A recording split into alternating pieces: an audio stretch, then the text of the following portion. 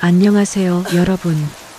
오늘 들려드릴 이야기는 평생을 김밥 한 줄에 삶을 걸었던 한 여인의 이야기입니다. 새벽부터 밤까지 아들 하나만 바라보며 살았던 67 정분이. 그런데 어느 날 며느리의 차가운 말 한마디에 집에서 쫓겨나고 맙니다. 김밥 냄새가 난다는 이유로요. 비를 맞으며 시장 골목을 헤매던 그날 밤, 정분이는 쓰레기통 옆에서 구겨진 복권 한 장을 줍게 되는데요. 그리고 며칠 후 믿을 수 없는 일이 벌어집니다. 바로 로또 1등 당첨. 하지만 진짜 이야기는 지금부터 시작됩니다. 돈 앞에서 달라지는 사람들, 그리고 진짜 행복의 의미를 깨닫게 되는 정분이의 이야기. 지금부터 함께 떠나보시겠습니까? 오늘 이야기하기 전에 구독과 좋아요 버튼으로 응원해주세요. 여러분의 작은 클릭 하나가 더 좋은 이야기를 만드는 큰 힘이 됩니다. 그리고 댓글로 여러분의 생각도 나눠주시면 정말 감사하겠습니다. 공짜니까요. 충청도의 작은 재래시장에는 이른 새벽부터 부지런한 손길들이 모여듭니다. 그 중에서도 가장 먼저 불을 밝히는 곳은 시장 한 구석, 낡은 천막 아래 자리한 정분이의 김밥집이었죠. 정분이는 올해로 67살 주름진 손으로 김밥을 마는 지도 어언 40년이 넘었습니다. 새벽 4시 알람도 필요 없었어요. 몸이 먼저 기억하고 있었으니까요. 정분이는 묵은 이불을 걷어내고 몸을 일으켰습니다. 허리가 뻐근했지만 손은 저절로 앞치마 끈을 묶고 있었죠. 작은 쪽방의 세면대에서 찬물로 얼굴을 씻었어요. 거울 속 자신의 얼굴을 보니 주름이 또 깊어진 것 같았습니다. 언제부턴가 웃을 일도 줄어들었고, 그러다 보니 입가에 주름만 더 내려앉은 것 같았죠. 시장 골목을 지나 가게로 향하는 길, 정분이의 발걸음은 무거웠어요. 어제 며느리 윤서가 던진 말들이 귓가에 맴돌았거든요. 저녁 무렵 아들 도연이네 집에 들렀을 때였습니다. 현관문을 열자마자 윤서의 날카로운 목소리가 들렸죠. 어머니, 김밥 냄새 좀 덜 풍기면 안 돼요? 저희 아파트 체면이 있잖아요. 이웃들 다 코 막는다고요. 윤서는 고급스럽다는 향수를 뿌리며 코를 찡그렸어요. 정분이는 자신의 옷깃을 들어 냄새를 맡아봤습니다. 참기름 냄새가 배어 있었죠. 그동안 한 번도 신경 쓰지 않았던 냄새였어요. 아니, 오히려 이 냄새가 자랑스러웠습니다. 이 냄새로 아들을 키웠고 대학까지 보냈으니까요. 미안하구나. 내가 조심할게. 정분이는 고개를 숙였습니다. 아들은 거실 소파에 앉아 텔레비전만 보고 있었어요. 옆에서 엄마가 며느리한테 그런 말을 들어도 한마디 거들지 않았죠.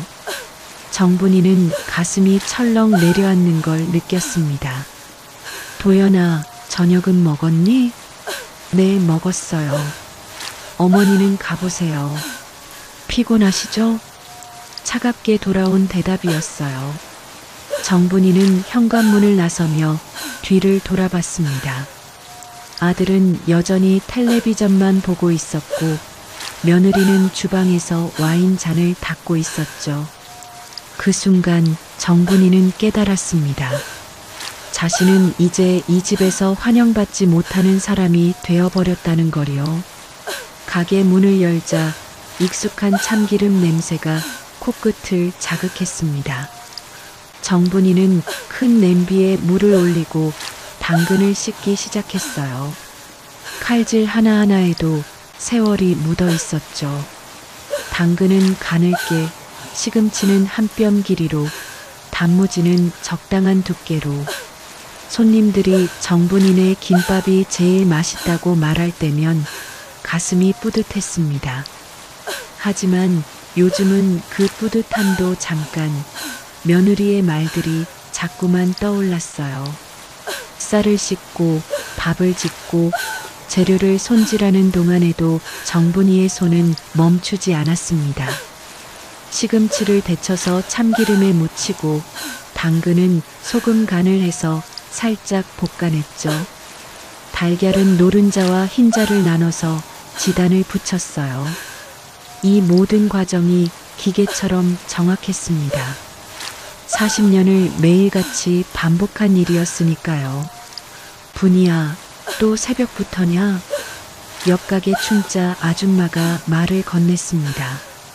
춘자는 정분이와 같은 또래로 시장에서 반찬 장사를 하는 오랜 친구였죠. 얼굴에 세월의 주름이 깊게 패여 있었지만 눈만큼은 여전히 반짝였어요. 살라면 해야지 뭐. 아들놈이라도 잘 살면 좋겠는데 며느리란 게 참. 정분이는 말끝을 흐렸습니다. 차마 다 말할 수가 없었어요. 춘자는 정분이의 표정을 보고 무슨 일이 있었는지 짐작했습니다.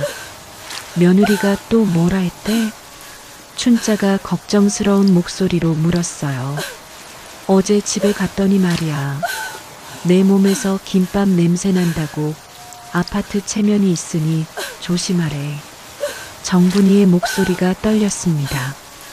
춘자는 칼질하던 손을 멈추고 정분이를 바라봤어요. 뭐, 그게 무슨 소리야? 내가 그 김밥 팔아서 아들 대학 보냈는데 그 냄새로 그 집 아파트도 장만했잖아. 춘자가 발끈했지만 정분이는 그저 씁쓸하게 웃을 뿐이었어요. 그래도 참아야지. 아들 얼굴이라도 보려면 말이야. 그 말 속에는 깊은 슬픔이 담겨 있었습니다. 언제부턴가 아들을 보는 것조차 며느리 눈치를 봐야 하는 일이 되어버렸으니까요. 명절에도 어머니, 올해는 저희가 바빠서요라는 말로 만남이 거절당하기 일쑤였죠. 정분이는 혼자 제사상을 차리며 눈물을 삼켰던 날들을 떠올렸습니다. 돌아가신 남편 사진 앞에 앉아 여보, 우리 아들이 이렇게 될 줄 몰랐네요 라고 속삭이던 밤들을요. 분이야, 너무 참지만 마. 사람 마음도 그릇이라 자꾸 담기만 하면 언젠간 넘쳐.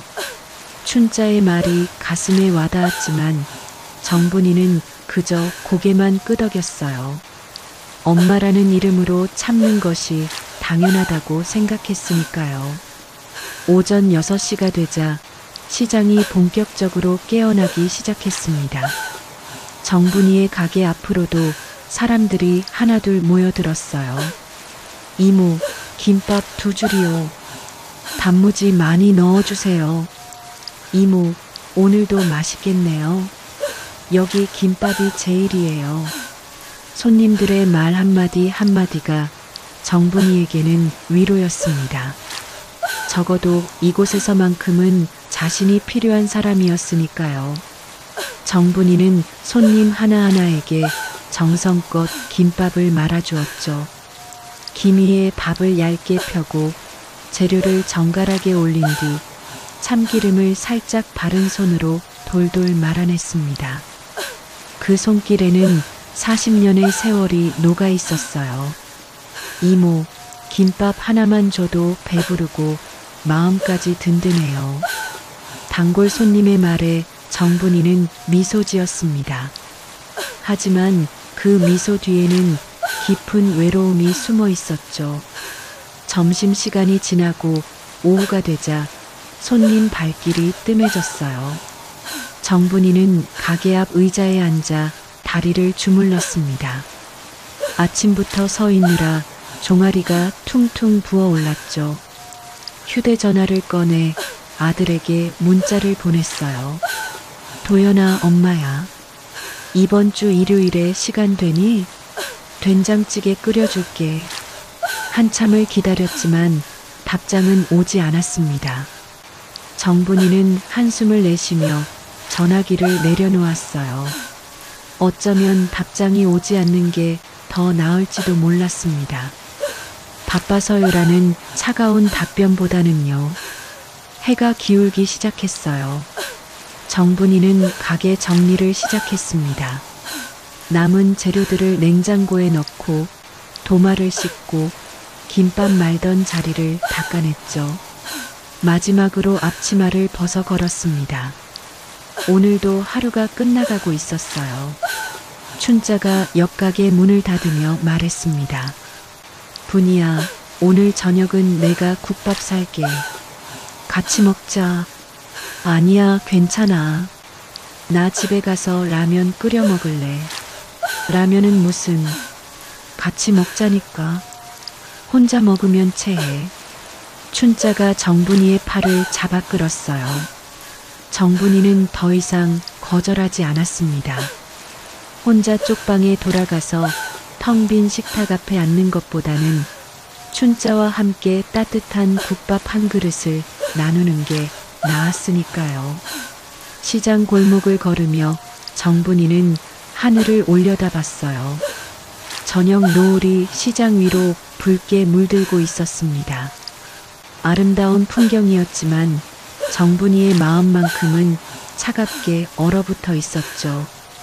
그날은 유난히 하늘이 어두웠습니다. 아침부터 먹구름이 잔뜩 끼더니 오후가 되자 빗방울이 떨어지기 시작했어요. 정분이는 가게 문을 일찍 닫았습니다. 비가 오면 손님이 뜸해지는 데다 오늘따라 마음이 무거웠거든요. 며칠째 아들에게서 아무 연락이 없었어요.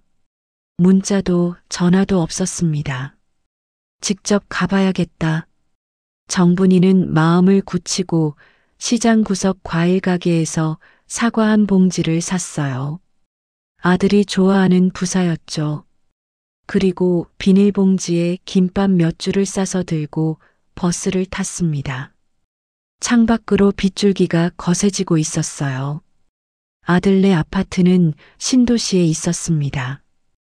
깨끗하고 반듯한 건물들이 줄지어 서 있는 곳이었죠. 정분이는 그 아파트에 올 때마다 움츠러들었어요. 로비를 지나갈 때면 경비 아저씨의 눈빛이 신경 쓰였고 엘리베이터 안에서 만나는 사람들의 말끔한 옷차림이 부담스러웠습니다. 자신의 낡은 점퍼와 구두가 초라하게 느껴졌죠.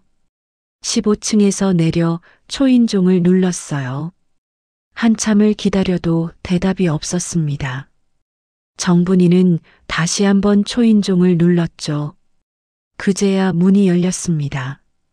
며느리 윤서가 얼굴을 내밀었어요. 화장기 없는 얼굴에는 짜증이 가득했습니다. 어머니, 왜 오셨어요? 연락도 없이. 도연이 있니? 얼굴 좀 보려고. 지금 안 계신데요. 회사 회식 있다고 나가셨어요. 윤서는 문을 반쯤만 열어놓은 채 서 있었어요. 들어오라는 말도 없었습니다. 정분이는 들고 온 사과 봉지를 내밀었죠. 이거라도 놔두고 갈게. 도연이 좋아하는 부사야. 어머니, 저희 과일 많아요. 그냥 가져가세요. 윤서의 목소리는 차가웠습니다. 정분이는 손에 든 봉지를 내려다봤어요. 갑자기 이 봉지가 너무 무겁게 느껴졌습니다. 그래도 이건 엄마 마음이니까. 됐어요. 진짜 필요 없어요. 윤서가 문을 닫으려는 순간 정분이는 용기를 냈습니다. 윤서야, 내가 뭘 잘못했니? 말해줘. 고칠게. 윤서는 잠시 말을 멈췄어요. 그러더니 한숨을 크게 내쉬며 문을 활짝 열었습니다. 들어오세요. 할 말이 있어요. 정분이는 가슴이 철렁 내려앉았지만 집 안으로 들어갔어요. 현관에서 신발을 벗는데 손이 떨렸습니다. 거실로 들어서자 윤서는 소파에 앉지도 않고 서서 말했죠. 어머니, 솔직히 말할게요. 이제 그만 좀 하세요. 저희도 편하게 살고 싶어요. 뭘, 그만하라는 거니? 자꾸 집에 오시는 거요. 전화도 문자도 너무 자주 하시고, 저희한테도 저희 생활이 있잖아요. 윤서의 말투는 냉정했습니다. 정분이는 입술을 깨물었어요. 며느리의 말 한마디 한마디가 가슴에 박혔습니다. 나는 그저 아들이 보고 싶어서 그것도 이해해요. 근데 너무 자주 오시니까 부담스럽다고요.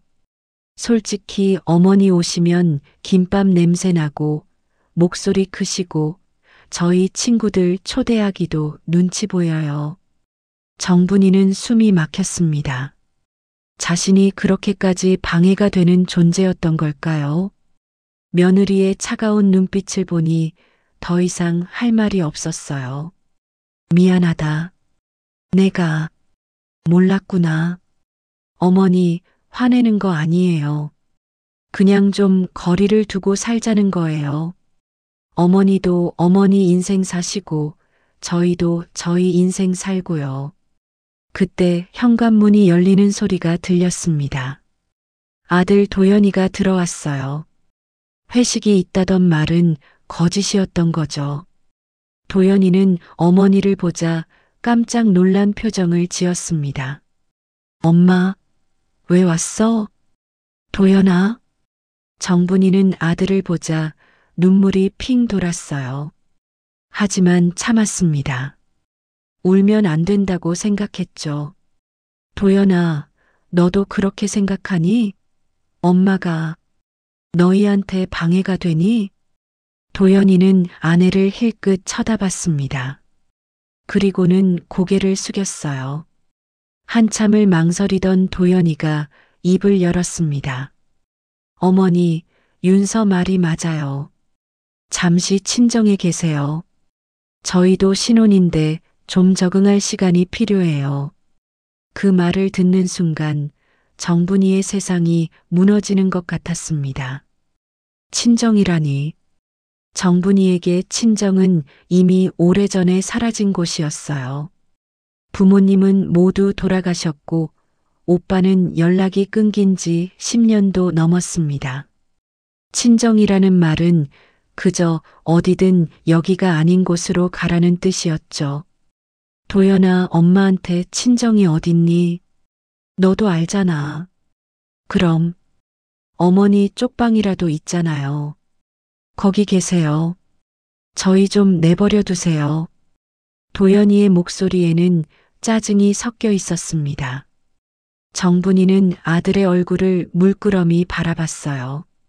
언제부터 이렇게 변해버린 걸까요? 어렸을 적 엄마 치마폭에 매달려 울던 그 아이가 어디로 간 걸까요? 알았다. 엄마가 짐 싸갈게. 정분이는 떨리는 목소리로 말했습니다. 윤서가 냉정하게 말했어요. 짐이 뭐가 있어요? 어머니 여기 두신 거 별로 없잖아요. 정분이는 작은 방으로 갔습니다. 옷장 구석에 자신의 옷 몇 벌이 걸려 있었어요. 계절이 바뀔 때마다 조금씩 가져다 놓았던 것들이었죠. 정분이는 그것들을 비닐봉지에 담았습니다. 화장대 서랍에는 돌아가신 남편 사진이 들어 있었어요. 손때 묻은 액자였습니다. 정분이는 그 사진을 꺼내 가슴에 안았죠. 여보, 우리 아들이 이렇게 됐어요. 작은 속삭임이었지만 그 안에는 평생의 슬픔이 담겨 있었습니다. 정분이는 눈물을 닦고 비닐봉지를 들었어요. 거실로 나오니 도연이와 윤서가 나란히 서 있었습니다. 마치 빨리 나가기를 바라는 듯한 표정이었죠. 그럼 엄마 간다. 어머니 조심히 가세요. 윤서의 인사는 형식적이었습니다. 도연이는 고개도 제대로 들지 못했어요.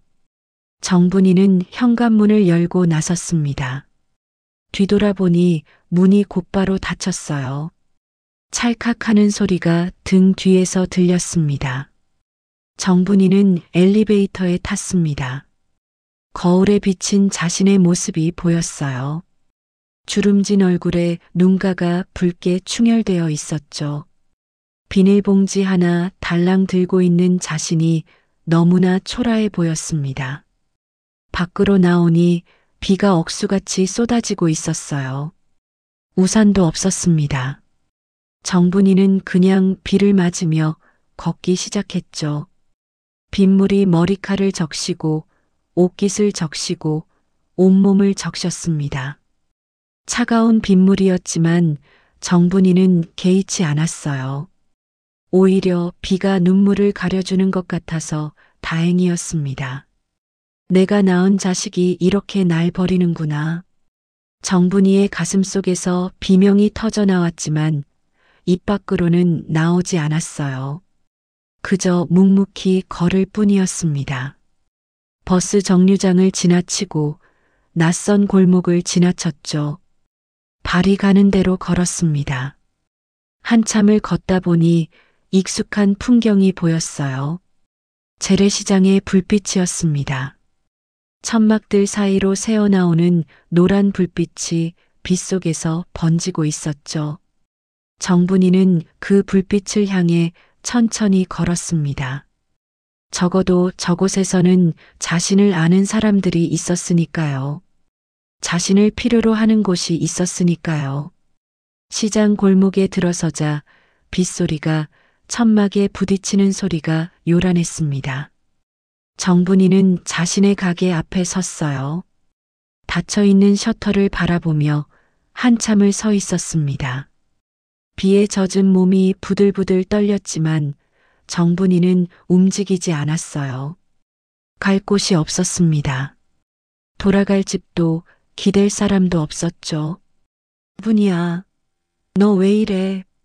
춘자가 우산을 들고 달려왔습니다. 정분이의 모습을 본 춘자는 깜짝 놀랐어요. 어쩌다가 이렇게 비를 맞고 있어. 어서 들어와. 춘자는 정분이의 손을 잡아 끌었습니다. 정분이는 힘없이 끌려갔어요. 춘자의 가게 안으로 들어서자 따뜻한 기운이 느껴졌습니다. 하지만 정분이의 마음만큼은 여전히 얼어붙어 있었죠. 춘자는 정분이를 자신의 가게 안쪽으로 데려갔습니다. 가게 뒤편에는 작은 방이 하나 있었어요. 춘자도 혼자 사는 몸이라 이곳에서 먹고 자며 지냈죠. 방 한쪽에는 낡은 이불이 개켜져 있었고 작은 전기장판이 깔려 있었습니다. 어서 옷부터 벗어. 감기 걸리겠어. 춘자는 자신의 옷을 꺼내 정분이에게 건넸어요. 정분이는 말없이 젖은 옷을 벗었습니다. 온몸에서 물이 뚝뚝 떨어졌죠. 마른 수건으로 머리를 닦는데 정분이의 손이 떨리고 있었습니다. 추워서가 아니었어요. 마음이 떨리고 있었던 거죠. 분이야, 도대체 무슨 일이야? 어쩌다가 이렇게 된 거야? 춘자가 걱정스러운 목소리로 물었습니다. 정분이는 한참을 말이 없었어요. 입을 열려고 해도 목이 메어 말이 나오지 않았습니다. 그저 고개만 천천히 흔들었죠. 됐어. 내 팔자지 뭐. 짧게 던진 말이었지만 그 안에는 깊은 체념이 담겨 있었습니다. 춘자는 정분이의 어깨를 감싸 안았어요. 두 사람은 한참을 그렇게 앉아 있었습니다. 밖에서는 빗소리만 요란하게 들려왔죠. 도연이가 날 내쫓았어. 정분이가 가까스로 입을 열었습니다. 뭐, 도연이가? 그 녀석이 어떻게 엄마를? 며느리가 싫다고 했대. 나 때문에 불편하다고. 도연이도 그 말에 동조했어. 친정에 가 있으래. 내가 방해된다고. 정분이의 목소리는 떨렸습니다. 말을 하면서도 믿기지 않았어요. 자신이 낳아 기른 아들이 정말로 자신을 버렸다는 게 실감나지 않았죠. 그 못된 놈, 내가 한마디 해줄까? 춘자가 벌떡 일어서려 했지만 정분이가 춘자의 손을 붙잡았습니다. 아니야. 됐어. 이미 끝난 일이야. 아들도 자기 인생 살아야지. 정분이는 쓸쓸하게 웃었어요. 춘자는 정분이를 보며 가슴이 미어졌습니다. 평생을 아들 하나 바라보며 살아온 친구가 이렇게 버림받다니. 춘자는 부엌으로 가서 따뜻한 차를 끓여왔어요. 일단 이거라도 마셔. 몸부터 녹여야지. 정분이는 종이컵에 담긴 차를 받아들었습니다. 뜨거운 김이 모락모락 피어올랐죠. 한 모금 마시니 목구멍이 따뜻해졌어요. 하지만 가슴속은 여전히 차가웠습니다. 오늘 밤은 여기서 자. 내일 생각은 내일 하고. 고마워, 춘자야. 정분이는 진심으로 고마웠습니다. 이 세상에서 자신을 받아주는 사람이 춘자밖에 없다는 게 서글펐지만 그래도 춘자가 있다는 게 다행이었죠. 그날 밤 정분이는 잠을 이룰 수 없었어요. 천장을 바라보며 지난 시간들을 떠올렸습니다. 도연이를 낳던 날 남편이 딸이 아니라고 실망하던 모습, 그래도 아들을 꼭 안고 이 아이 하나만은 잘 키워야지 다짐하던 자신의 모습이 떠올랐어요. 새벽같이 김밥을 말아 학교 앞에서 팔던 날들, 비가 와도 눈이 와도 나가서 장사를 하던 시간들, 손님들에게 고개 숙이고 밥 한 공기라도 더 팔려고 애쓰던 모습들이 주마등처럼 스쳐 지나갔습니다. 그 모든 게 도연이를 위해서였어요. 도연이만 잘 되면 된다고 생각했죠. 하지만 결국 남은 건 무엇이었을까요? 비닐봉지 하나에 담긴 옷가지와 돌아가신 남편 사진 한 장이 전부였습니다. 정분이는 눈물을 흘렸어요. 소리 없이 조용히 베개에 얼굴을 묻고 울었습니다. 다음 날 아침 정분이는 일찍 일어났습니다. 춘자는 아직 자고 있었어요. 정분이는 조용히 방문을 나와 자신의 가게 앞으로 갔습니다. 셔터를 올리고 안으로 들어서니 익숙한 냄새가 코끝을 스쳤죠. 참기름과 김 냄새, 그리고 오랜 세월의 냄새가 뒤섞여 있었습니다. 정분이는 김밥 틀을 꺼냈어요. 먼지가 쌓여 있었습니다. 수도가로 가서 틀을 닦기 시작했죠. 차가운 물에 손이 시렸지만 개의치 않았습니다. 오히려 손끝이 시린 게 살아있다는 느낌을 주었어요. 이제 다시 시작이구나. 혼자서. 정분이는 중얼거렸습니다.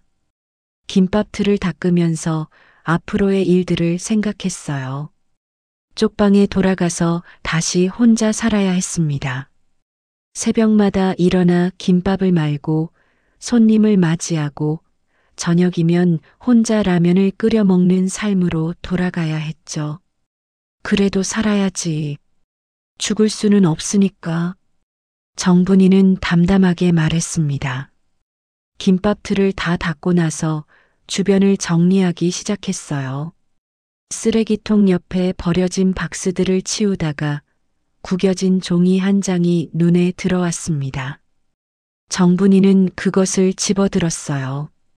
복권이었습니다. 누군가 버린 복권이었죠. 종이가 젖어서 구겨져 있었고 구석이 찢어져 있었습니다. 정분이는 복권을 펴봤어요. 번호가 적혀 있었죠. 3, 9, 14, 22, 36, 41. 이걸 누가 버렸대. 참, 사람도 복도 버리는구나. 정분이는 쓸쓸하게 웃었습니다.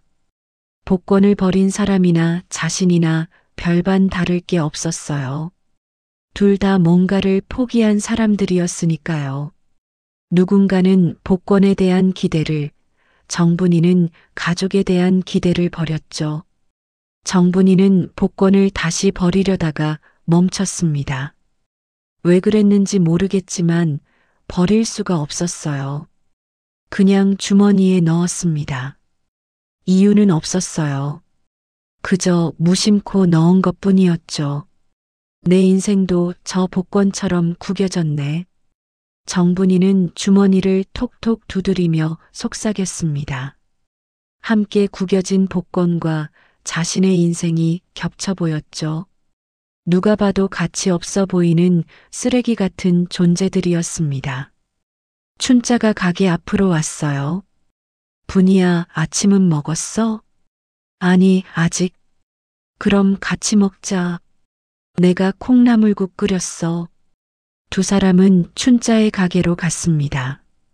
작은 테이블에 콩나물국과 김치, 계란 한 알이 놓여 있었어요. 소박한 아침상이었죠. 정분이는 숟가락을 들었습니다. 국물을 한 모금 떠서 입에 넣으니 얼큰하면서도 시원했어요. 춘자야, 고맙다. 무슨 소릴. 우리 사이에 그게 어딨어. 이제 어쩔 거야? 춘자가 걱정스럽게 물었습니다. 뭐 어떻게 하겠어. 계속 김밥 팔아야지. 먹고 살려면. 정분이는 담담하게 대답했어요. 춘자는 정분이를 보며 안쓰러웠습니다. 저렇게 의연한 척해도 속으로 얼마나 아플까 싶었죠. 필요한 거 있으면 언제든 말해. 내가 도울게. 알았어. 정말 고마워. 밥을 먹고 나서 정분이는 다시 자신의 가게로 갔습니다. 청소를 하고 재료를 준비하고 김밥을 말 준비를 했어요. 손에 익은 일이었습니다. 생각하지 않아도 몸이 알아서 움직였죠. 재료를 손질하면서 정분이는 주머니 속 복권을 만졌습니다. 구겨진 종이의 감촉이 느껴졌어요. 이 복권이 당첨될 리 없다는 걸 알았습니다. 하지만 그래도 괜찮았어요. 어차피 인생도 복권처럼 뜻대로 되지 않는 게 당연하니까요. 시장에 사람들이 하나둘 모여들기 시작했습니다. 상인들이 가게 문을 열고 손님들이 장을 보러 왔어요. 정분이도 김밥을 말기 시작했죠. 밥을 펴고 재료를 올리고 돌돌 말아냈습니다. 똑같은 동작의 반복이었지만 이 일만큼은 정분이를 배신하지 않았어요. 이모, 김밥 한 줄 주세요. 단골 손님이 왔습니다. 정분이는 환하게 웃으며 김밥을 내밀었어요. 여기요. 맛있게 드세요.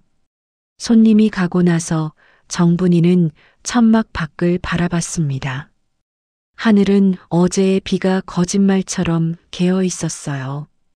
파란 하늘이 시장 위로 펼쳐져 있었죠.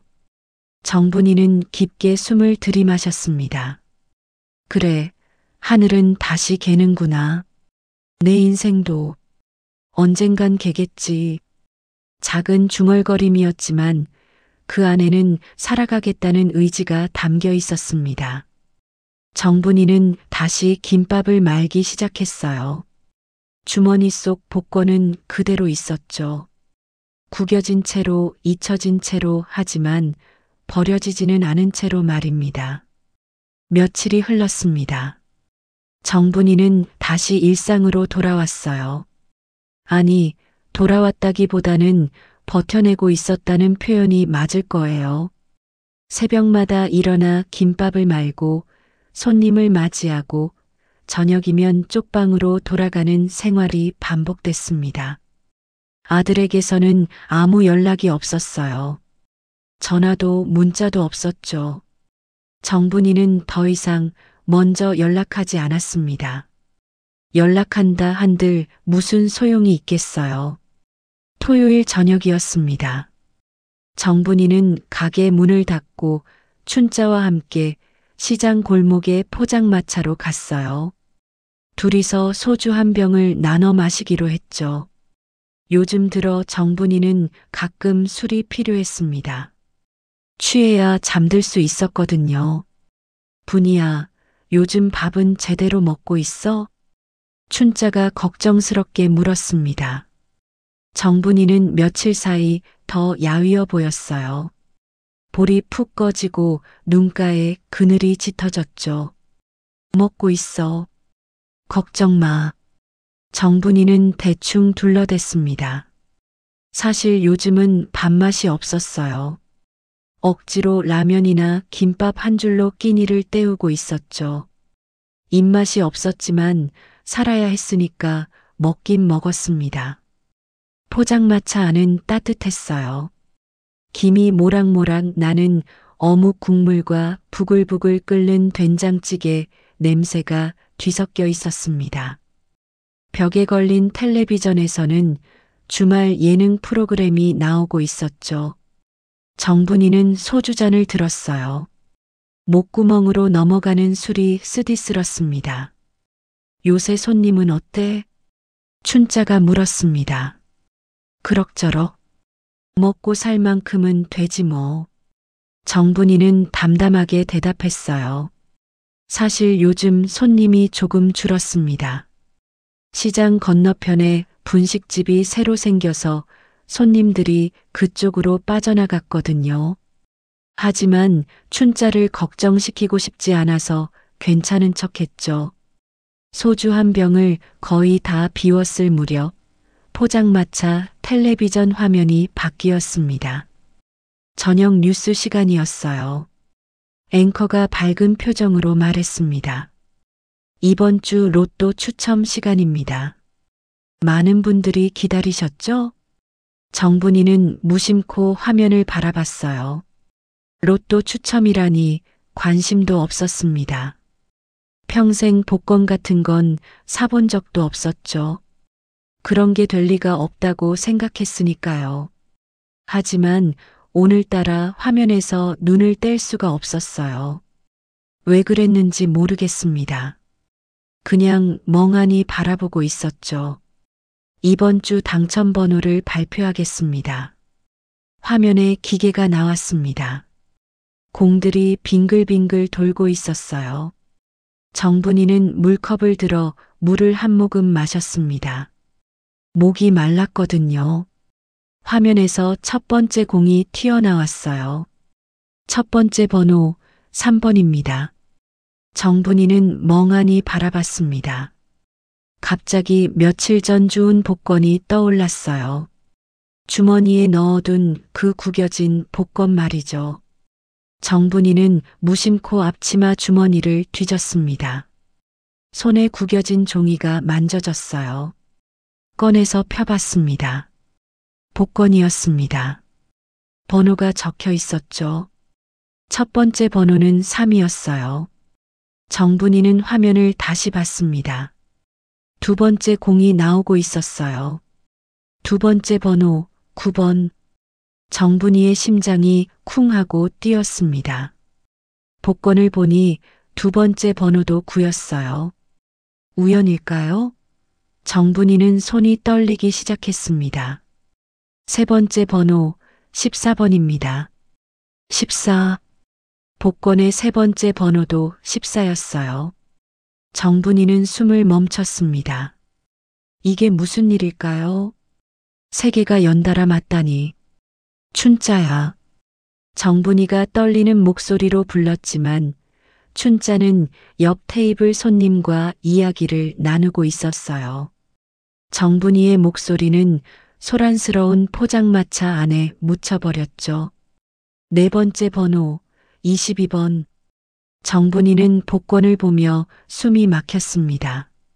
네 번째 번호도 20이었어요. 네 개가 맞았습니다. 말도 안 되는 일이었어요. 정분이의 손이 심하게 떨렸습니다. 복권을 떨어뜨릴 뻔했죠. 다섯 번째 번호 36번입니다. 정분이는 복권 위의 숫자를 눈으로 쫓았습니다. 다섯 번째 번호 36. 맞았어요. 5개가 다 맞았습니다. 이제 하나만 더 맞으면, 하나만 더 맞으면, 정분이는 심장이 터질 것 같았어요. 귀에서 윙윙 소리가 났습니다. 주변 소음이 다 사라지고 오직 텔레비전 소리만 들렸죠. 마지막 번호 41번. 정분이는 복권을 보며 입을 벌렸습니다. 마지막 번호는 41이었어요. 6개가 다 맞았습니다. 모든 번호가 일치했죠. 정분이는 멍하니 화면을 바라봤어요. 화면에서 앵커가 환하게 웃으며 말했습니다. 이번 주 1등 당첨자는 한 분입니다. 당첨금은 15억 원입니다. 15억 원. 그 숫자가 정분이의 머릿속에서 맴돌았어요. 15억이라니. 평생 상상도 해본 적 없는 돈이었습니다. 김밥 한 줄에 3,000원을 받는 정분이에게 15억은 천문학적인 숫자였죠. 이게 내 번호잖아. 정분이는 작게 중얼거렸습니다. 다시 한번 확인했어요. 복권의 번호와 화면의 번호를 번갈아 보며 하나하나 대조했죠. 틀림없었습니다. 6개 모두 일치했어요. 하느님, 이게 정말인가요? 정분이의 눈에서 눈물이 주르륵 흘러내렸습니다. 자신도 모르게 눈물이 쏟아졌어요. 웃음인지 울음인지 알 수 없는 소리가 목구멍에서 터져나왔죠. 춘자야, 춘자야. 정분이가 춘자를 불렀습니다. 이번에는 목소리가 컸어요. 춘자가 놀라서 돌아봤죠. 왜 그래, 분이야? 무슨 일이야? 춘자는 정분이의 얼굴을 보고 깜짝 놀랐습니다. 정분이가 울고 있었거든요. 얼굴이 새빨개져서 눈물을 흘리고 있었어요. 나. 정분이는 말을 잇지 못했습니다. 복권을 든 손이 부들부들 떨렸죠. 춘자는 정분이에게 다가가 어깨를 감싸 안았어요. 분이야, 대체 무슨 일이야? 왜 우는 거야? 춘자야, 나 로또 맞았어. 1등 맞았어. 정분이의 떨리는 목소리가 춘자의 귀에 들렸습니다. 춘자는 멍하니 정분이를 바라봤어요. 무슨 소리인지 이해가 되지 않았죠. 뭐? 로또? 내가 언제 로또를 샀어? 안 샀어. 주웠어. 시장 쓰레기통 옆에서 주웠다고. 정분이는 복권을 춘자에게 내밀었습니다. 춘자는 복권을 받아들고 텔레비전 화면을 봤어요. 화면에는 아직 당첨 번호가 떠 있었습니다. 춘자는 번호를 하나하나 대조했죠. 세상에. 분이야, 이거 정말 맞았어. 춘자의 목소리도 떨렸습니다. 두 사람은 서로를 보며 웃고 울었어요. 포장마차 안 사람들이 무슨 일인가 싶어 쳐다봤지만 두 사람은 신경 쓰지 않았습니다. 정분이는 복권을 가슴에 꼭 안았어요. 구겨진 복권이었지만 이제는 황금보다 귀한 것이었죠. 눈물이 멈추지 않았습니다. 기쁨의 눈물이었어요. 평생을 고생만 하며 살아온 정분이에게 찾아온 기적이었습니다. 하느님, 제게도 이런 날이 오는구나. 정분이는 하늘을 향해 속삭였습니다. 포장마차 천장 너머 어디엔가 하느님이 계실 것 같았어요. 그분이 정분이를 불쌍히 여겨 이런 기회를 주신 것 같았죠. 춘자는 정분이의 손을 꼭 잡았습니다. 분이야, 정말 잘 됐다. 내가 이런 복을 받을 자격이 있어. 평생 고생만 했잖아. 춘자야, 나 꿈 아니지? 진짜지? 진짜야. 이건 진짜야. 분이야, 너 이제 펴서 살 수 있어. 정분이는 다시 울음을 터뜨렸어요. 이번에는 소리내어 울었습니다. 평생 참아왔던 서름이, 아픔이, 외로움이 눈물로 쏟아져 나왔죠. 춘자도 함께 울었습니다. 친구의 기쁨이 자신의 기쁨처럼 느껴졌으니까요. 그날 밤 정분이는 복권을 꼭 쥐고 쪽방으로 돌아갔습니다. 이불을 덮고 누웠지만 잠이 오지 않았어요. 가슴이 두근거려서 눈을 감을 수가 없었죠. 복권을 다시 꺼내 확인했습니다. 혹시 잘못 본 건 아닐까 싶어서요. 하지만 번호는 그대로였어요. 틀림없는 당첨 번호였습니다. 정분이는 천장을 바라보며 웃었어요. 웃다가 울고 울다가 웃었습니다. 감정을 주체할 수가 없었죠. 평생을 김밥 한 줄에 3,000원씩 받으며 살아온 정분이에게 15억이라는 돈은 새로운 인생을 의미했습니다. 이제는 달라질 수 있어. 정분이는 가슴속으로 속삭였습니다. 복권을 베개 밑에 조심스럽게 넣고 정분이는 미소를 지으며 눈을 감았어요. 오랜만에 평온한 잠이었습니다. 정분이는 복권을 당첨받기 위해 은행에 갔습니다. 춘자가 함께 따라와 주었어요. 정분이는 떨리는 손으로 복권을 창구 직원에게 내밀었죠. 직원은 복권을 확인하더니 눈이 휘둥그레졌습니다. 고객님, 잠시만 기다려주세요. 직원은 안쪽으로 들어갔다가 지점장과 함께 나왔어요. 지점장은 공손하게 인사했습니다. 축하드립니다, 고객님. 1등 당첨이십니다. 그 말을 듣는 순간 정분이는 다리에 힘이 풀렸어요. 정말이었습니다. 꿈이 아니었죠. 춘자가 얼른 정분이를 부축했습니다. 복권 수령 절차는 생각보다 복잡했어요. 신분증을 확인하고 서류를 작성하고 세금을 공제한 금액을 계산했습니다. 세금을 떼고 나니 실수령액은 10억 정도였어요. 그래도 정분이에게는 천문학적인 돈이었죠. 고객님, 통장으로 입금해 드리겠습니다. 어느 통장으로 하시겠습니까? 정분이는 오래전에 만들어둔 통장을 꺼냈습니다. 잔고가 30만 원밖에 없는 통장이었어요. 직원은 그 통장에 10억을 입금했죠. 정분이는 통장을 받아들고 숫자를 확인했습니다. 1, 10, 100, 1000만. 정말로 10억이 찍혀 있었어요. 분이야, 이제 정말 부자 됐다. 춘자가 기뻐하며 말했습니다. 정분이도 웃었어요. 하지만 웃으면서도 눈물이 났습니다. 평생 고생만 하다가 이렇게 큰 돈을 손에 쥐게 되니 실감이 나지 않았죠. 은행을 나와 시장으로 돌아오는 길, 정분이는 가슴이 두근거렸어요. 이제 무엇을 해야 할까요? 우선 제대로 된 집부터 구해야겠다고 생각했습니다.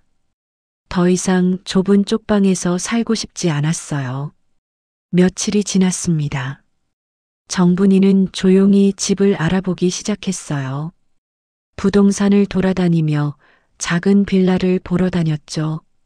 너무 크지 않으면서 햇볕이 잘 드는 곳을 원했습니다. 마침 시장에서 가까운 곳에 괜찮은 빌라가 나왔어요. 2억 5천만 원짜리 투룸 빌라였습니다. 정분이는 현금으로 집을 샀어요. 등기도 자신의 이름으로 했죠. 처음으로 자기 명의의 집을 가지게 된 겁니다. 정분이는 새 집 열쇠를 손에 쥐고 한참을 바라봤어요. 이 작은 열쇠가 새로운 삶의 시작처럼 느껴졌습니다. 그런데 소문은 빠른 법이에요. 시장 사람들 사이에서 정분이가 로또에 당첨됐다는 소문이 퍼지기 시작했습니다. 정분이는 조용히 지내고 싶었지만 은행 직원들이나 부동산 사람들을 통해 소문이 새어나갔던 거죠. 어느 날 오후 정분이는 가게에서 김밥을 말고 있었습니다. 갑자기 눈에 익은 차 한 대가 시장 골목 입구에 멈췄어요. 검은색 외제차였습니다. 차 문이 열리고 며느리 윤서가 내렸죠. 하이힐을 신고 명품 핸드백을 든 모습이었어요. 정분이는 순간 가슴이 철렁했습니다. 윤서가 왜 여기에 온 걸까요? 며느리는 시장 골목을 조심스럽게 걸어왔어요. 하이힐이 울퉁불퉁한 바닥에 걸려 비틀거렸죠. 윤서는 인상을 찌푸리며 정분이의 가게 앞에 섰습니다. 어머니, 윤서의 목소리는 밝았어요. 마치 오랜만에 만난 반가운 사람을 대하는 것 같았죠. 하지만 정분이는 그 목소리가 거짓인 걸 알았습니다. 어머니, 연락도 없이 왜 그래요? 저희가 얼마나 걱정했는지 아세요? 정분이는 김밥 많은 손을 멈췄어요. 윤서를 물끄러미 바라봤죠. 무슨 걱정을 했다는 거니? 날 내쫓은 게 너희였잖니. 그게 그때는 제가 예민했어요. 미안해요, 어머니. 윤서는 환한 미소를 지었습니다. 하지만 그 미소는 입가에만 걸쳐 있을 뿐 눈은 웃지 않았어요. 정분이는 며느리의 속마음을 알 것 같았습니다. 그때 뒤편에서 아들 도연이가 나타났어요. 도연이도 깔끔한 정장 차림이었습니다. 엄마. 도연이는 어색하게 웃으며 다가왔습니다.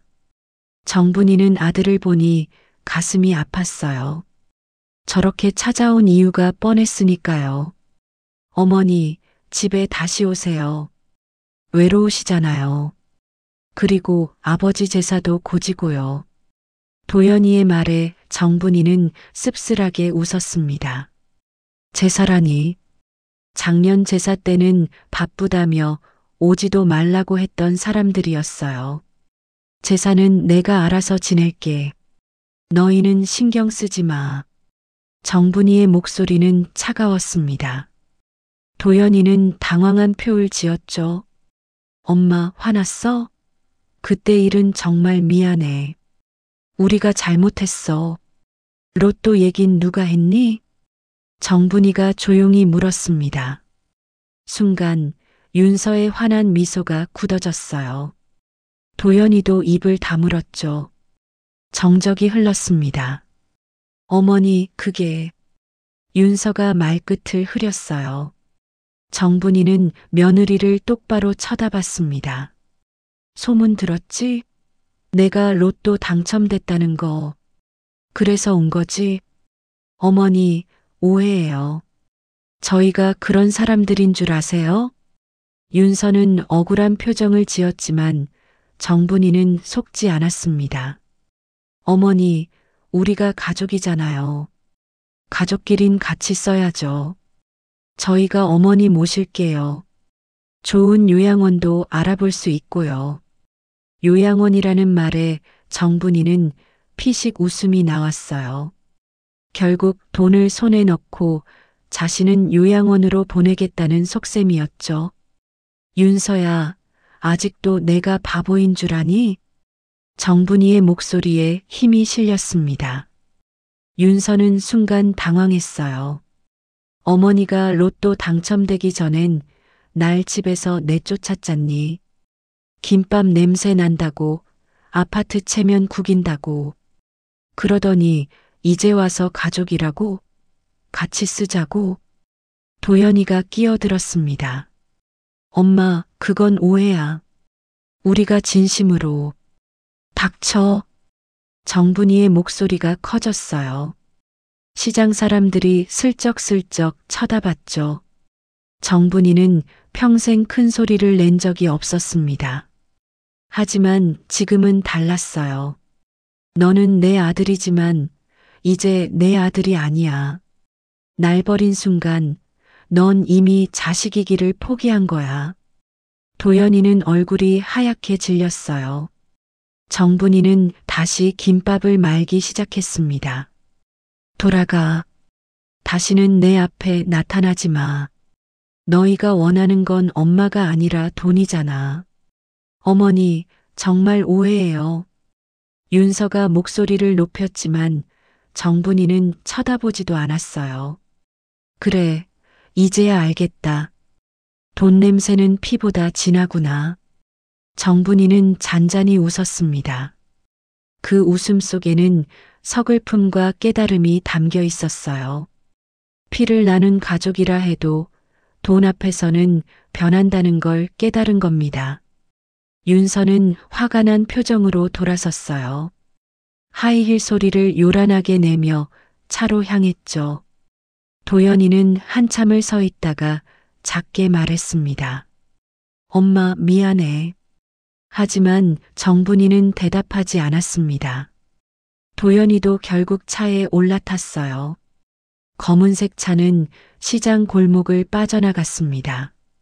춘자가 달려왔어요. 분이야, 괜찮아? 응, 괜찮아. 정분이는 눈물을 닦았습니다. 슬펐지만 동시에 시원했어요. 이제야 진실을 마주했으니까요. 아들과 며느리가 자신을 어떻게 생각하는지 확실히 알게 된 겁니다. 저 사람들 정말 뻔뻔하네. 춘자가 혀를 찼습니다. 그래도 이제 확실히 정리됐어. 미련도 없어. 정분이는 김밥을 말며 말했어요. 손은 떨렸지만 마음은 오히려 홀가분했습니다. 더 이상 아들에게 매달릴 필요가 없었죠. 이제는 자신의 인생을 살면 됐습니다.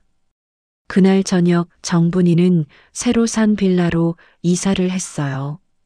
짐이라곤 별로 없었습니다. 옷가방 하나와 남편 사진, 그리고 김밥 도구들이 전부였죠. 하지만 정분이는 행복했습니다. 이 작은 집이 궁전처럼 느껴졌어요. 창문을 열자 저녁 바람이 들어왔습니다. 정분이는 창밖을 내다보며 깊게 숨을 들이마셨어요. 자유로웠습니다. 이제야 진짜 자신의 삶을 시작할 수 있을 것 같았죠. 새 집에서의 첫날 아침이었습니다. 정분이는 햇살에 눈을 떴어요. 창문 사이로 들어오는 아침 햇살이 따뜻했습니다. 이렇게 편안한 아침은 정말 오랜만이었죠. 쪽방에서는 창문도 작아서 햇빛이 잘 들어오지 않았거든요. 정분이는 천천히 몸을 일으켜 집안을 둘러봤어요. 작지만 깨끗한 공간이었습니다. 부엌도 있고 작은 거실도 있고 침실도 따로 있었죠. 정분이는 부엌으로 가서 물을 한 잔 따랐습니다. 수돗물을 받아 마시는데 이상하게 눈물이 났어요. 드디어 내 집이 생겼구나. 평생을 남의 집 셋방 쪽방을 전전하며 살았던 정분이에게 자기 이름으로 된 집은 꿈만 같았습니다. 비록 작은 빌라였지만 정분이에게는 세상에서 가장 소중한 공간이었죠. 아침을 간단히 먹고 정분이는 시장으로 향했어요. 오늘도 김밥을 팔아야 했습니다. 돈이 생겼다고 해서 일을 그만둘 생각은 없었어요. 김밥을 마는 일은 정분이의 삶 자체였으니까요. 이 일이 있어서 외롭지 않았고 필요한 사람이 될 수 있었죠. 시장에 도착하니 춘자가 먼저 와 있었습니다. 분이야, 새 집은 어때? 좋아. 정말 좋아. 햇빛도 잘 들고 조용하고. 정분이는 환하게 웃었어요. 춘자도 덩달아 기뻐했죠. 가게 문을 열고 준비를 하는데 정분이는 문득 생각했습니다. 이 가게도 새든 곳이었어요. 매달 월세를 내야 했죠. 그런데 이제는 돈이 있잖아요. 정분이는 춘자를 불렀습니다. 춘자야, 나 이 가게 사볼까 해. 뭐, 이 가게를? 응. 어차피 평생 김밥 팔 거잖아. 그럼 내 가게에서 파는 게 낫지. 춘자는 고개를 끄덕였어요. 그것도 좋은 생각이다. 월세 낼 필요도 없고. 정분이는 건물주에게 연락했습니다. 이 낡은 점포를 사고 싶다고 했죠. 건물주는 처음에는 놀랐지만 정분이가 현금으로 사겠다고 하자 흔쾌히 동의했어요. 점포 가격은 8천만 원이었습니다. 정분이는 머뭇거림 없이 계약했죠. 며칠 후 점포는 정분이의 소유가 됐습니다. 정분이는 가게를 새로 단장하기로 했어요. 낡은 천막을 새 것으로 바꾸고 바닥도 다시 깔고 벽도 새로 칠했습니다. 가장 중요한 건 간판이었죠. 정분이는 간판 가게에 갔어요. 주인에게 자신이 원하는 글귀를 적어 주었습니다. 정분이 김밥 인생은 한 바퀴 돈다. 이렇게 써주세요. 좋은 글귀네요. 무슨 의미가 있으신가요? 간판 가게 주인이 물었습니다. 정분이는 잠시 생각하다가 대답했어요. 인생이 한 바퀴 돌아서 제자리로 왔다는 뜻이요. 떠났다가 다시 돌아온 거죠. 근데 똑같은 자리가 아니라 더 나은 자리로요. 주인은 고개를 끄덕이며 웃었습니다. 일주일 후 새 간판이 달렸어요. 노란색 바탕에 파란 글씨로 정분이 김밥이라고 크게 쓰여 있었습니다. 그 아래 작게 인생은 한 바퀴 돈다라는 문구가 적혀 있었죠. 정분이는 간판을 올려다보며 흐뭇하게 웃었어요. 이제 진짜 내 가게네. 춘자도 옆에서 박수를 쳤습니다. 멋지다, 분이야. 정말 멋져. 새 간판이 달리고 가게가 깨끗해지자 손님들도 더 많이 찾아왔어요. 사람들은 정분이의 달라진 모습을 신기해했습니다. 이모, 가게 완전 새 것 같아요. 그러게요. 제 인생도 새 것처럼 됐답니다. 정분이는 밝게 웃으며 김밥을 내밀었어요. 예전에는 웃음에 그늘이 있었는데 이제는 진짜 환한 웃음이었죠. 그런데 문제가 하나 있었어요.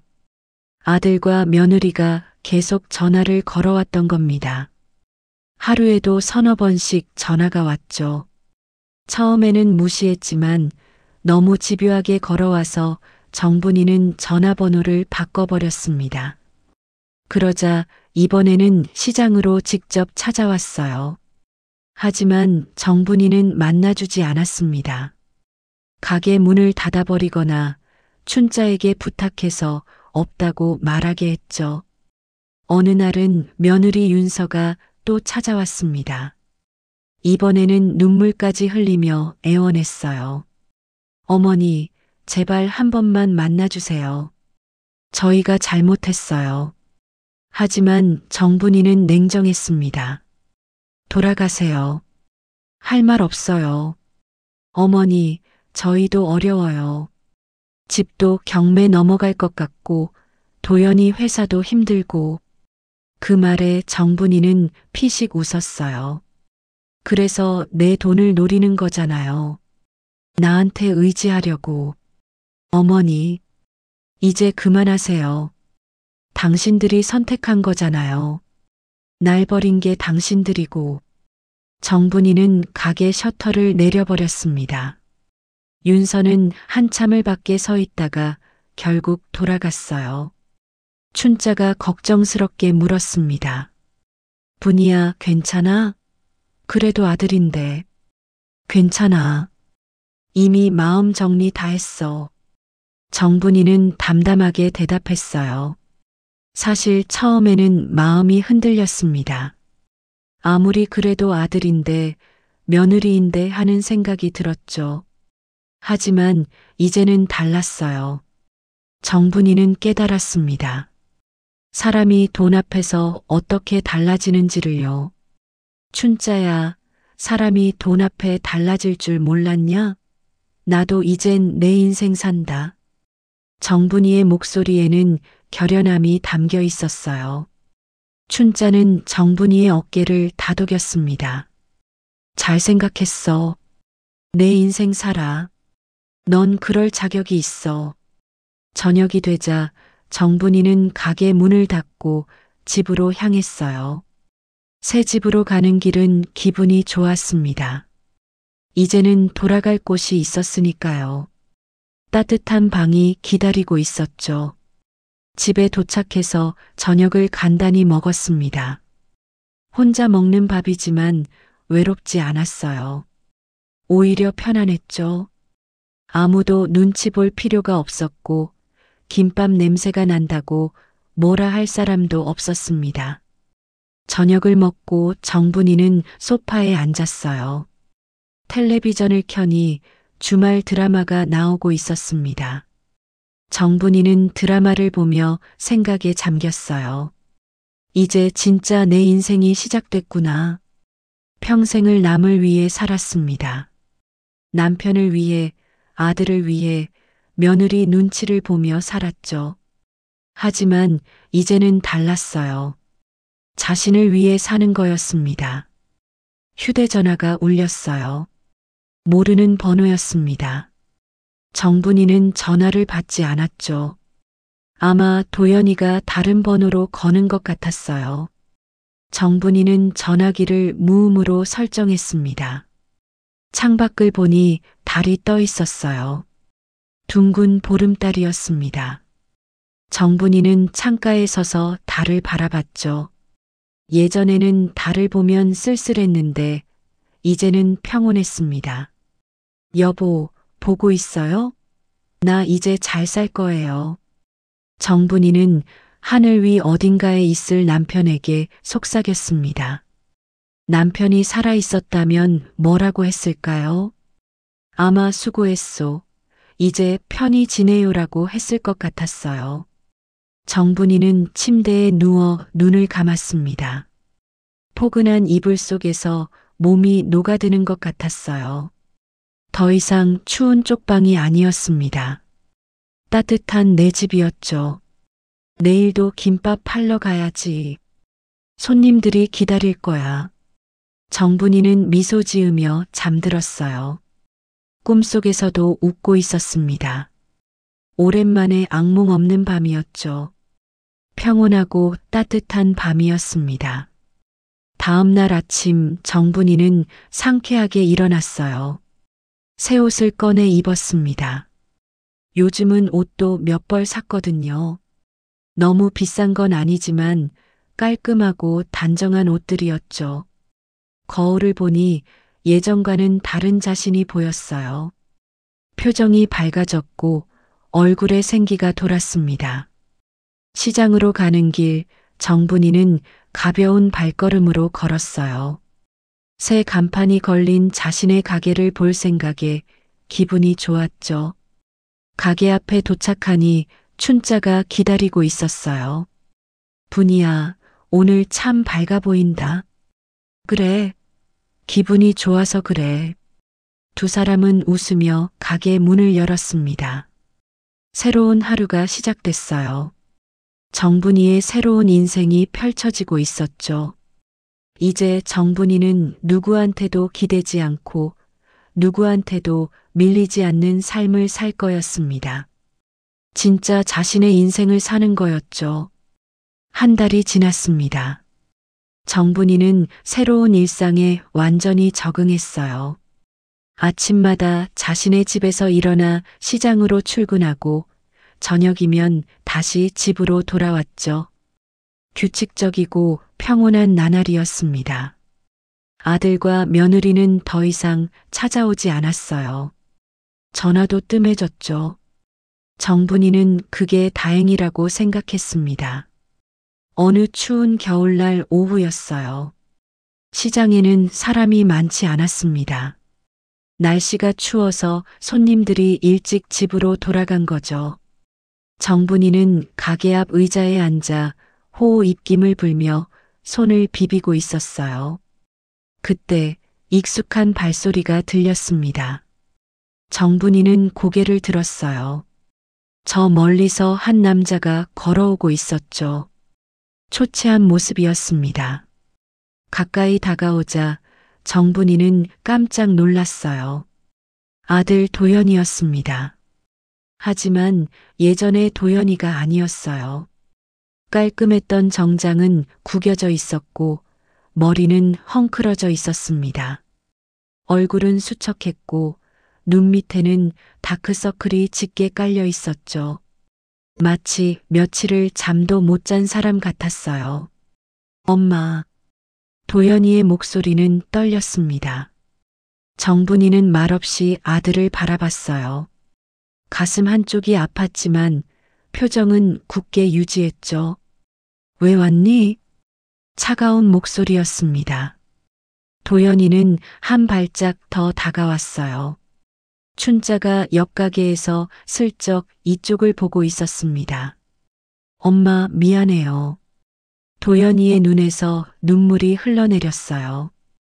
어른이 된 아들이 엄마 앞에서 우는 모습이었습니다. 정분이는 가슴이 찢어지는 것 같았지만 자리에서 일어나지 않았어요. 미안하면 다니? 이제 와서 미안하면 뭐가 달라지니? 엄마. 윤서가 떠났어요. 도연이의 말에 정분이는 눈썹을 찌푸렸습니다. 그래서 제가 돈이 없어지니까 윤서가 바로 이혼하겠다고 했어요. 집도 경매 넘어갔어요. 회사에서도 잘렸고요. 도연이는 주저앉듯 가게 앞 계단에 앉았어요. 얼굴을 두 손으로 감싸고 흐느꼈습니다. 정분이는 그 모습을 내려다봤죠. 예전 같았으면 달려가서 안아주고 괜찮다고 토닥였을 겁니다. 하지만 이제는 아니었어요. 그래서 내가 어쩌란 거니? 정분이의 목소리는 담담했습니다. 도연이는 고개를 들어 엄마를 보았어요. 엄마, 제가 잘못했어요. 돈을 좀 빌려주세요. 다시 일어설게요. 정분이는 씁쓸하게 웃었습니다. 역시 돈이었어요. 엄마가 그리워서 온 게 아니라 돈이 필요해서 온 거였죠. 도연아, 내가 잃은 건 집이 아니야. 네, 내가 잃은 건 집이 아니라 마음이야. 엄마를 사랑하는 마음, 가족을 소중히 여기는 마음. 그걸 내가 버렸잖니. 정분이의 말에 도연이는 입술을 깨물었어요. 엄마의 말이 가슴을 찔렀습니다. 엄마, 정말 잘못했어요. 다시는 그러지 않을게요. 엄마, 다시 같이 살면 안 될까요? 도연이는 무릎을 꿇었어요. 시장 바닥에 무릎을 대고 엄마 앞에 엎드렸습니다. 지나가던 사람들이 쳐다봤지만 도연이는 신경 쓰지 않았죠. 제발 용서해 주세요. 제가 미쳤었어요. 윤서한테 휘둘려서 엄마를 버렸어요. 정말 죄송해요. 도연이의 울음소리가 시장 골목에 울려 퍼졌습니다. 정분이는 아들의 머리를 내려다봤어요. 가슴이 무너지는 것 같았습니다. 하지만 이미 늦었어요. 깨진 그릇은 아무리 붙여도 금이 가는 법이었죠. 도연아, 일어나라. 정분이가 조용히 말했습니다. 도연이는 고개를 들었어요. 눈물과 콧물로 범벅이 된 얼굴이었죠. 엄마, 사람은 한 번 버린 걸 쉽게 주워 담을 수가 없단다. 정분이의 목소리는 떨렸지만 단호했습니다. 엄마, 제발요.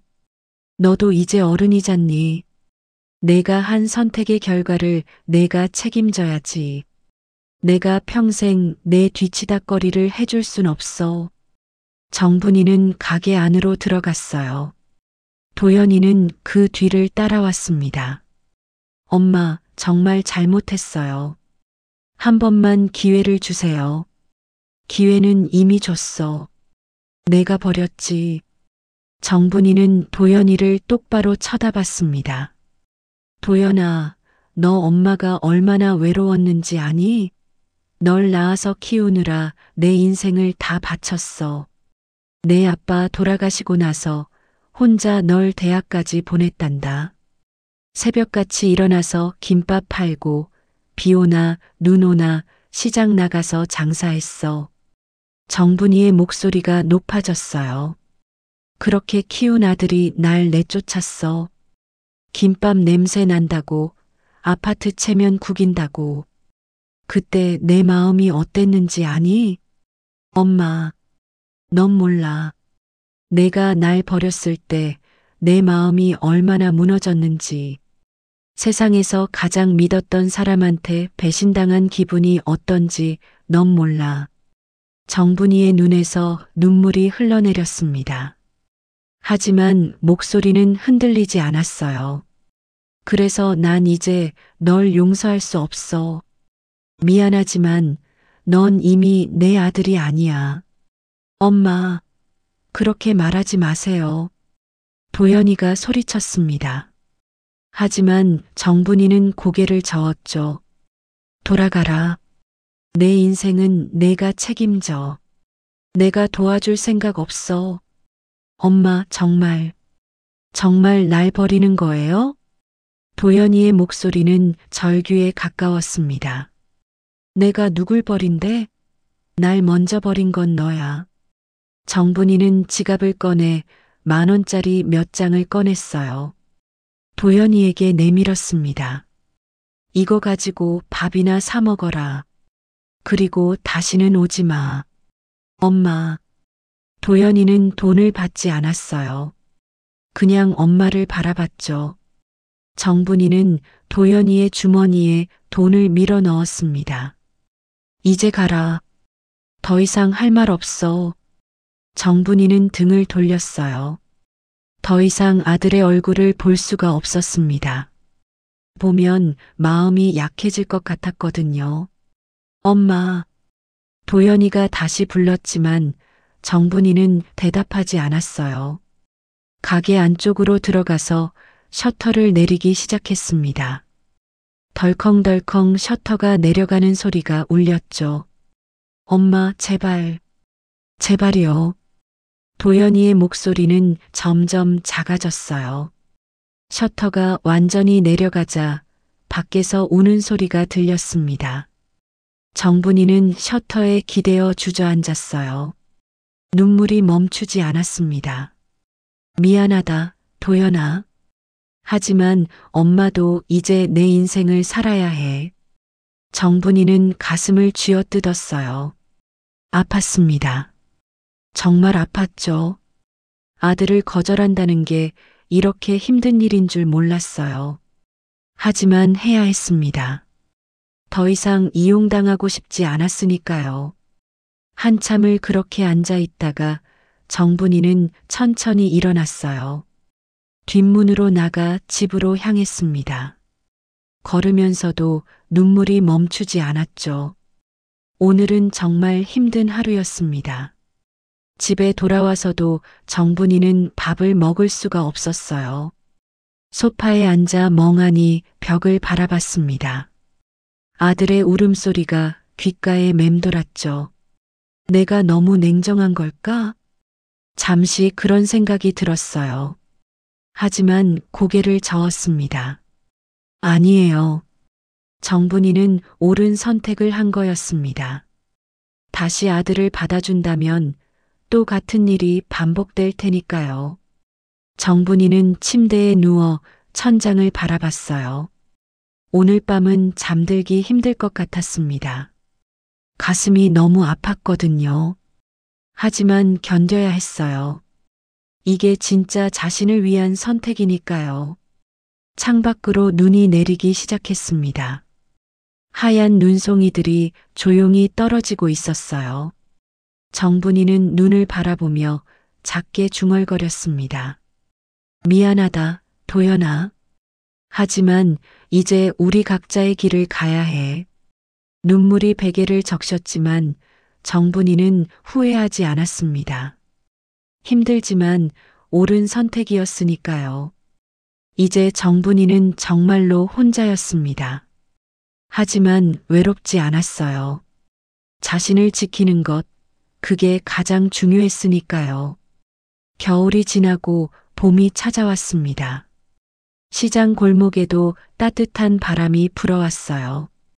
얼었던 땅이 녹고 나무가지에서 새싹이 돋아나기 시작했죠. 정분이는 변함없이 새벽마다 가게 문을 열었습니다. 김밥을 말고 손님을 맞이하고 하루하루를 살아갔어요. 도연이는 그 후로 다시 나타나지 않았습니다. 정분이는 가끔 아들 생각이 났지만 더 이상 연락하지 않았어요. 각자의 길을 가기로 했으니까요. 처음에는 가슴이 아팠지만 시간이 지나면서 점점 담담해졌습니다. 이제는 평온했어요. 어느 봄날 새벽이었습니다. 정분이는 가게 문을 열고 준비를 시작했어요. 새벽 햇살이 시장 천막 위로 번지고 있었습니다. 황금빛 햇살이 김밥 도구들을 비추었죠. 정분이는 밥을 펴면서 작게 속삭였어요. 이제 누구한테도 밀리지 않는다. 자신에게 하는 다짐이었습니다.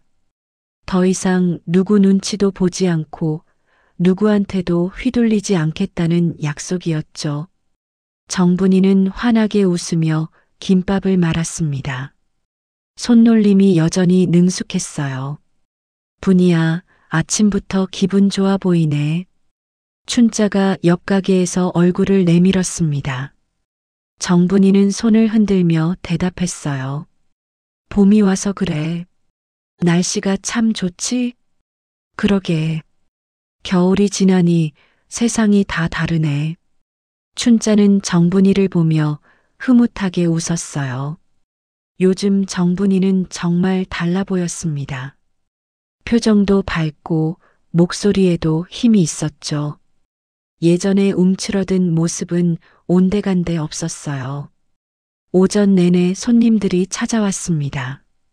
정분이는 하나하나 정성껏 김밥을 말아주었어요. 단골 손님들은 정분이의 달라진 모습을 알아챘습니다. 이모, 요즘 완전 젊어 보여요. 그래요? 기분이 좋아서 그런가 봐요. 뭐 좋은 일 있으세요? 좋은 일이요? 그냥 매일매일이 좋은 날이에요. 정분이의 대답에 손님들도 덩달아 웃었어요. 정분이의 밝은 에너지가 손님들에게도 전해졌죠.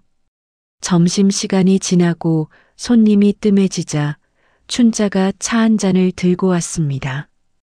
두 사람은 가게 앞 의자에 나란히 앉았어요. 분이야, 그 돈 아직 많이 남았지? 춘자가 조심스럽게 물었습니다. 정분이는 고개를 끄덕였어요. 응, 집 사고 가게 사고해도 아직 많이 남았어. 앞으로 뭐 할 거야? 정분이는 잠시 생각하다가 대답했습니다. 계속 김밥 팔 거야.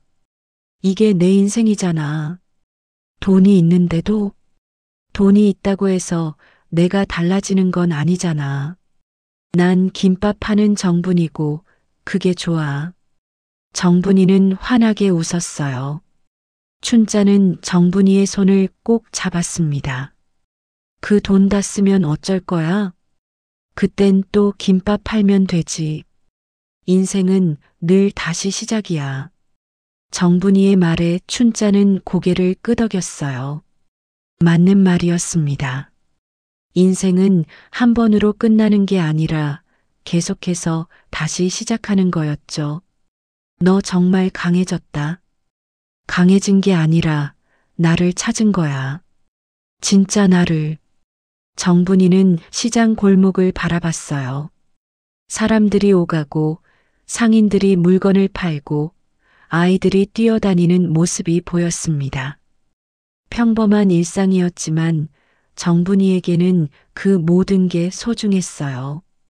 저녁 무렵 한 젊은 여자 손님이 찾아왔습니다. 배가 많이 불러 있었어요. 임신을 한 것 같았죠. 이모, 김밥 2줄 주세요.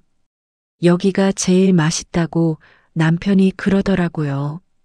그래요? 고마워요. 단무지 많이 넣어 드릴게요. 정분이는 정성껏 김밥을 말았어요. 임산부를 보니 옛날 생각이 났습니다. 자신도 도연이를 뱃속에 품고 있을 때 이렇게 시장을 돌아다녔었죠. 그때는 행복했었어요. 아이가 태어나면 어떤 엄마가 될지 상상하며 설레었었죠. 김밥을 건네며 정분이는 말했습니다. 건강한 아기 낳으세요. 응원할게요. 고맙습니다, 이모. 젊은 여자는 환하게 웃으며 돌아갔어요. 정분이는 그 뒷모습을 보며 미소 지었습니다. 저 여자는 좋은 엄마가 될 거예요. 자식을 사랑으로 키울 거고요. 해가 지고 가게 문을 닫을 시간이 되었습니다. 정분이는 도구들을 정리하고 바닥을 닦았어요. 마지막으로 앞치마를 벗어 걸며 정분이는 가게를 돌아봤습니다. 자신의 가게였어요. 자신의 이름이 붙은 간판이 있는 곳이었죠. 그때 가게 앞에 놓인 작은 라디오에서 뉴스가 흘러나왔습니다. 오늘의 화제, 이번 주 로또 1등 당첨자가 또 나왔습니다. 충청도 청주시 재래시장에서 복권을 구매한 한 시민이 15억 원의 주인공이 됐는데요. 정분이는 라디오를 끄려다가 잠시 멈췄어요. 또 누군가 당첨됐나 보군요. 정분이는 미소 지었습니다. 그 사람도 자신처럼 인생이 달라지겠죠. 그 사람도 행복하겠으면 좋겠네. 정분이는 작게 중얼거리며 라디오를 껐습니다. 가게 문을 나서려는데 한 손님이 헐레벌떡 달려왔어요. 이모, 김밥 아직 있어요? 미안해요. 오늘 다 팔렸어요. 내일 아침에 오세요. 아, 그럼 내일 꼭 올게요. 손님은 아쉬운 듯 돌아갔습니다. 정분이는 그 모습을 보며 뿌듯했어요. 자신의 김밥을 찾아주는 사람들이 있다는 게 감사했습니다. 집으로 가는 길, 정분이는 가볍게 콧노래를 불렀어요. 봄바람이 상쾌했습니다. 길가에 핀 개나리꽃이 노랗게 빛나고 있었죠. 정분이는 꽃을 보며 걸음을 멈췄습니다. 참 예쁘네. 평생을 바쁘게 살다 보니 이런 작은 것들을 즐길 여유가 없었어요. 하지만 이제는 달랐습니다. 꽃을 보고 바람을 느끼고 새소리를 들을 수 있었죠. 집에 도착해서 저녁을 먹었습니다. 간단하게 김치찌개를 끓였어요. 혼자 먹는 밥이었지만 맛있었습니다. 더 이상 외롭지 않았거든요. 혼자라는 게 외로운 게 아니라 자유로운 거였어요. 식사 후 정분이는 베란다에 나가 밤하늘을 올려다봤습니다. 별이 빛나고 있었어요. 정분이는 별을 보며 남편에게 말을 걸었죠. 여보, 보고 있어요? 나 이제 정말 행복해요. 힘들었지만 이제는 괜찮아요. 바람이 불어왔습니다. 마치 남편이 대답하는 것 같았어요. 정분이는 미소 지었습니다. 다음 날 아침 정분이는 또다시 새벽같이 일어났어요. 가게로 향하는 발걸음이 가벼웠습니다. 시장 골목에는 아침 햇살이 비추고 있었죠. 가게 문을 열고 준비를 시작했습니다. 밥을 짓고 재료를 손질하고 김밥을 말 준비를 했어요. 첫 손님이 찾아왔습니다. 이모, 김밥 1줄 주세요. 네, 금방 말아드릴게요. 정분이는 능숙하게 김밥을 말았어요. 김 위에 밥을 펴고 재료를 올리고 참기름을 바른 손으로 돌돌 말아냈습니다. 완성된 김밥을 먹기 좋게 잘라서 비닐에 담았죠. 여기요. 맛있게 드세요. 김밥을 건네며 정분이는 환하게 웃었어요. 손님도 덩달아 웃으며 받아갔습니다. 이모 김밥은 정말 최고예요. 먹으면 기분이 좋아져요. 그래요? 고마워요. 김밥 하나에 행복은 덤이에요. 정분이의 말에 손님이 웃으며 돌아갔어요. 정분이는 그 뒷모습을 보며 만족스러워했습니다. 자신의 김밥이 누군가에게 행복을 준다니 그것만으로도 충분했어요.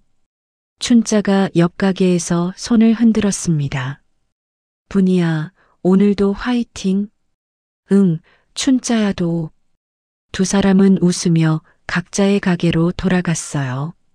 시장 골목에는 활기가 넘쳤습니다. 사람들의 웃음소리, 상인들의 호객소리, 아이들의 제잘거림이 뒤섞여 있었죠. 정분이는 김밥을 말며 생각했어요. 인생이 한 바퀴 돌아서 다시 제자리로 왔지만 똑같은 자리가 아니었습니다. 더 나은 자리였어요. 더 강한 자신이 되었고 더 행복한 사람이 되었죠. 햇살이 정분이의 얼굴을 비췄습니다. 주름진 얼굴이었지만 환한 미소가 빛나고 있었어요.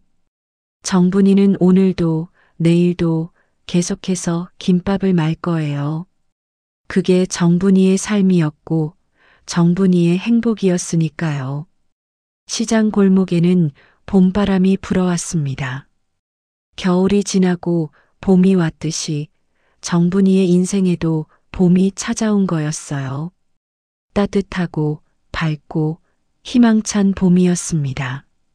정분이는 다시 손님을 맞이했습니다. 어서 오세요. 오늘 김밥 정말 맛있어요. 환한 목소리였어요.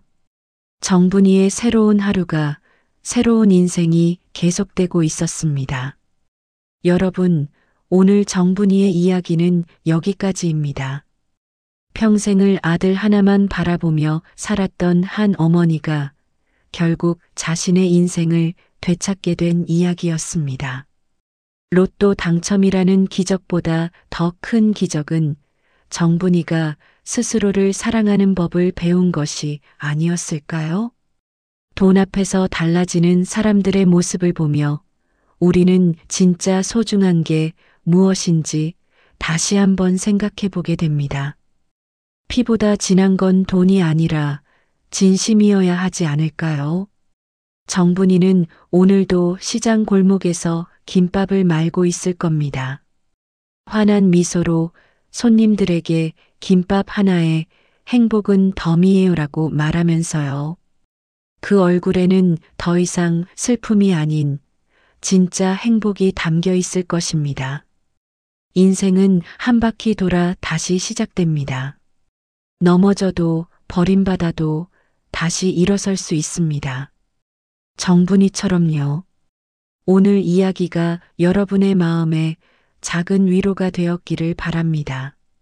구독과 좋아요는 더 좋은 이야기를 만드는 힘이 됩니다. 댓글로 여러분의 이야기도 들려주세요.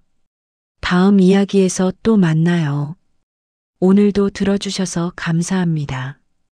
여러분, 행복하세요. 안녕히 계세요.